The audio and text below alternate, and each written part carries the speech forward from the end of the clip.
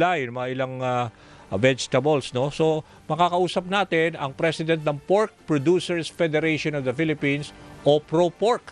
Walang iba kundi si Eric Harina. Eric, good morning. Si Danny Buenafe sa Kabayan.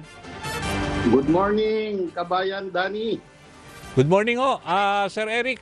So ngayon, kayo kasi ang presidente nitong mga Pork Producers Federation. So I would assume nationwide kayo mismo ang para kumakatawan sa grupo.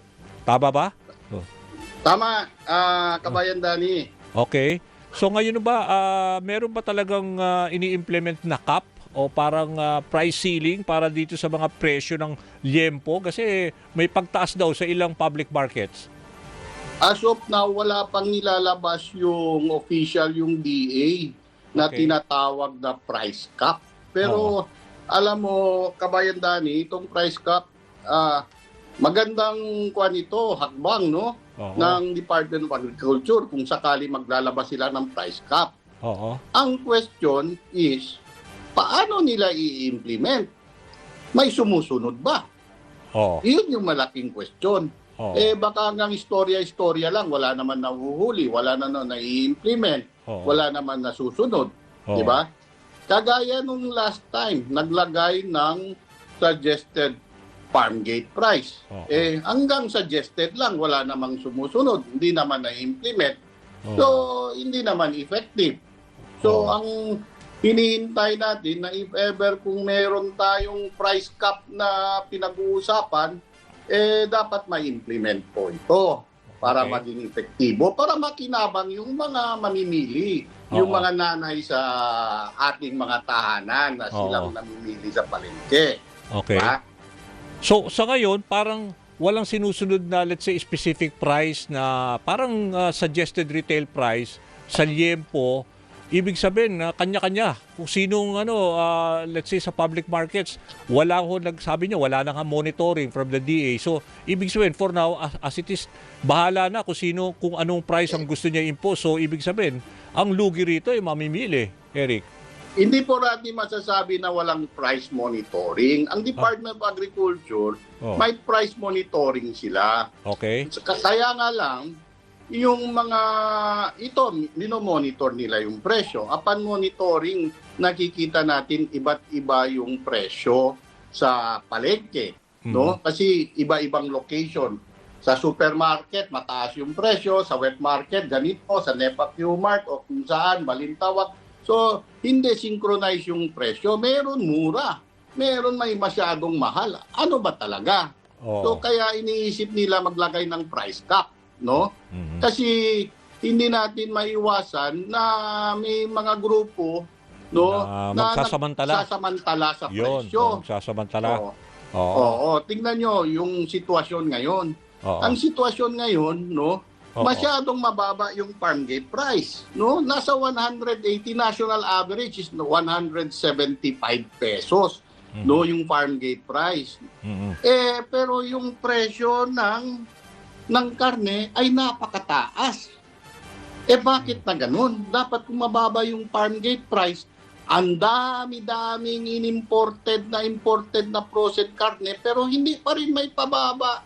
Hindi pa rin nakikinabang yung mga nanay natin sa tahanan na magandang quality o mababang presyo na karne na dapat. Kaya may hagbang na para lagyan ng price cap ito. Maganda sana yun para... Boss Eric, Yeah, sorry. Yes. Boss Eric, for now, you are assuming na talagang ongoing. Marami pa rin importation ng mga meat products natin. Kaya tapos mababa na nga yung farm gate price. Tama ba? 175 or 180 pesos per kilo ang liempo? Yeah, yung farm gate price is 180.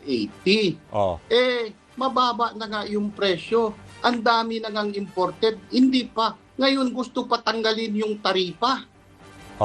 So, paano na yung mga local production kung tatanggalin mo ng taripa? Local production, nagbabayad yung mga farmer ng buwis, nagbabayad ng tax para sa diesel, nagbabayad ng tax sa kuryente.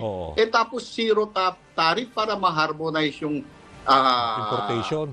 So parang ini-encourage mong importation na sobra ikinalulugi ng mga local producers. Ganun mangyayari, Eric, di ba? Ganun talaga. Oo. So, yun nga, sabi ko, sana tulungan naman yung local production sa namimili. Sana tangkilikin yung local na pork. At saka kung nakikita nyo, kasi yung mga frozen, nasa wet market, hindi nasa freezer yan, nakalantad. Hindi po safe kainin yan. Bawal po yan. Kaya nga. Di ba may mga expiration din yan, Eric? Ang dami may nga expiration yan, nasusunod ang dami nga pa. nahuhuli sa customs na ganyan, nasasayang lang eh. Yeah, may nahuhuli sa mga, alam mo, yung mga ilang cold storages na nanarid. May Tama. nakita tayong mga expired na karne, ilang Sayang. taon na. Yeah. So, kaya nga, sabi ko, kung may makita kayo na imported, na frozen na karne sa wet market na hindi naman naka-freezer, nakalantad lang, dapat wag niyong bilhin kasi delikado nga yan. No? So, yun po yung kwan ko sa inyo, advice ko sa inyo. Okay. So, hindi porket mura, safe na. Ngayon ba, Sir Eric, bigyan mo nga ako ng idea, magkano dapat ang, let's say, sa mga public market, sabi nyo, iba rin sa supermarket, magkano ba ang, let's say, suggested price dapat na, at least na, sa atin, sa liempo, sa isa per kilo, magkano dapat ang mag-float na numero? Alam nyo, sa current na farm rate price na mababa, nasa 180, dapat mataas na yung 380 na liempo. Kung pwede pababaan, no, kung sa mga hindi naman masyadong mahal yung pwesto, sa mga public market, mababa naman yung yung pwesto, no, yung rental, below 380 pwede, kahit 360, 370. Alam nyo, in other parts of the country, no, may nabibisita ko sa Visayas, Mindanao, 240, 250 lang yung presyo ng karne. Oo. Below 300. Kasi yung farm gate price nila, nasa 150, 160 lang po. Hindi ko nga maintindihan bakit pa kailangan mag-import ng marami. Kung itong mga karne natin na galing sa Luzon, sa Visayas and Mindanao, marami naman production. We have enough supply ba? We have enough supply. Ang tingin nyo, hindi na dapat kailangan mag-import? Hindi na kailangan mag-import. Yung i-import na lang, yung panggamit sa mga processors. Kasi yung mga processor sa mga institution, may mga quality na hinahanap nila at saka mga cuts for processors panggawin ng mga longganisa o mga chorizo o panggawin ng sausages, yung mga ganon. Sige po. Maraming salamat to, Eric, sa oras na ibinigay ninyo. Thank you. Maraming salamat, kabayan Danny. Maraming salamat. Good morning. Okay, good morning. Yan si Eric Harina, President ng Pork Producers Federation of the Philippines, Pro Pork. Ngayon naman ay, oras natin, 10:52 in the morning.